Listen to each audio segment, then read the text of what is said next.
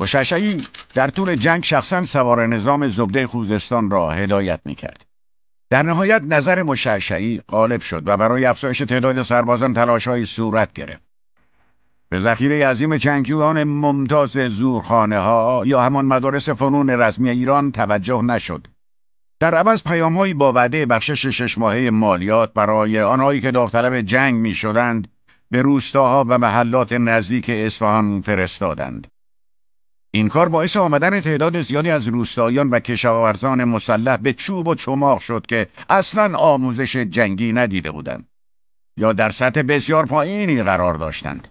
دولت به دلیل تدارکات اسب‌بار خود نمی‌توانست برای این افراد سلاح کافی تهیه کند. سلطان حسین خرافاتی که برای تعیین تاریخ نبرد متکی به منجمان خود بود، دستور داد برای سربازان آبگوشت بپزند. فکر می‌کرد خوردن این غذا آنها را در نبرد آتی از چشمان سربازان محمود پنهان خواهد کرد.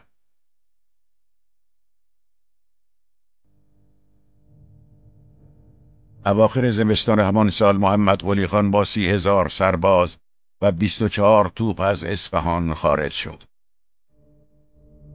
فیلیپ کلمبه متخصص فرانسوی توپخانه او را همراهی می‌کرد.